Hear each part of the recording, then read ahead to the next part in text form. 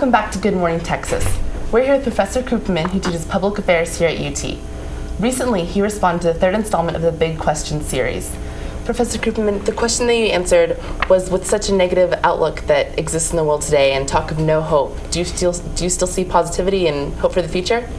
Right, and in my answer, what I pointed to were these successful nonviolent resistance movements that we've seen. And so you have situations of oppression and corruption and economic decline, and rather than people taking up arms and weapons and making a rebellion and fighting a civil war and having all sorts of death and destruction, instead they use what we call people power, which is peaceful, strategic, nonviolent resistance. And we saw that in Tunisia and in Egypt, and without bullets being fired by the protesters, we had a change of regime, we had longtime dictators step down from power, and we're in the midst of a transition, hopefully, to democracy. So there's a sign of hope, I think, in the world. Great. And why do you think it's so common for people nowadays to have such a negative outlook when it comes to the future rather than looking at the positives? Well, there's a lot of tough times right now. The economy isn't going great, and I think when the economy is not going great, everyone is a little bit negative. But I think the other thing is the media, and not you folks, of course, but most of the media likes to follow bad news. Ambulance chasing. If it bleeds, it leads. So they focus on the problems, the economy, unemployment, wars, genocide, and those sorts of things. And sometimes the good news sort of doesn't make the cut and doesn't get on the air. So I think that's part of the problem too. Right. Definitely. In your article, you mentioned Arab Springs, which you said it was in Tunisia and Egypt, as the most recent example of nonviolent resistance. What are other key examples that pop into your mind when you use that phrase? Right. In the article, I talked about the fact that in the old days, so in the 20th century, we used to see sort of a big example of this every 10 or 20 years. So there would be Gandhi with nonviolent resistance to get rid of British colonialism in India and achieve Indian independence in the 40s. Then there was Martin Luther King leading the civil rights movement in the United States in the 50s and the 60s. There was Nelson Mandela in South Africa, successful eventually in the late 80s and early 90s.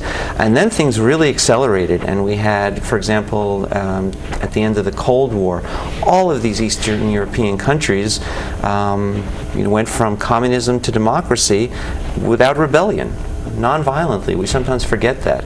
And then there were additional cases in Indonesia, Philippines, and then these what they call color revolutions. So Serbia, Ukraine, Kyrgyzstan, Lebanon, Georgia. It's really been accelerating, and it's remarkable to me how many of these have been successful. And they haven't become perfect democracies, but they've avoided the civil war and the violence, the bloodshed, and they've moved towards democracy. Great. So what can we as UT students do to make a difference here in our community? Well, I mean, there's a few things. First of all, nonviolent resistance can be practiced locally. Right. And so we've seen the Occupy Austin movement most recently. It's small. It's not clear that it's strategic.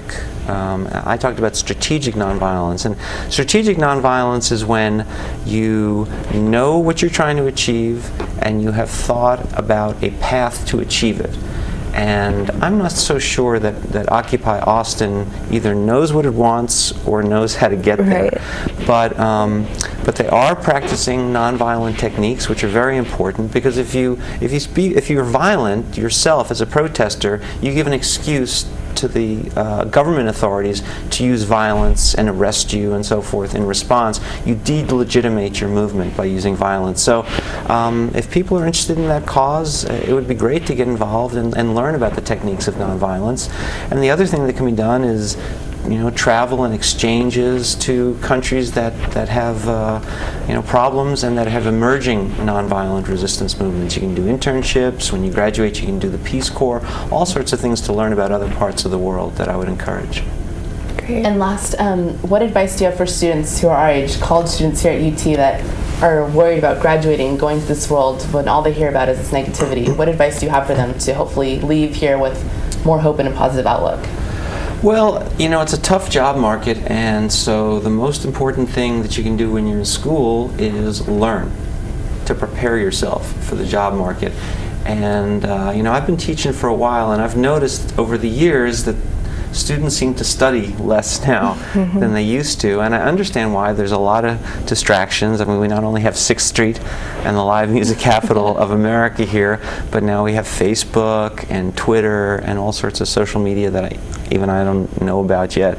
And but the thing is, you can do that later. You can do that for the rest of your life. But when you're in school, it's this really rare opportunity to read, think, speak with professors, speak with your classmates and schoolmates, and really learn some skills that you can carry forward for the rest of your life.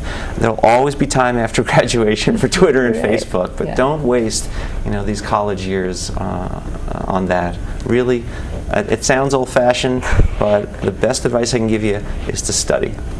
Good advice. Good Yeah, great. Well, thank you so much for being here with us today. You're watching Good Morning Texas. We'll be right back with Dana from Hook the Vote.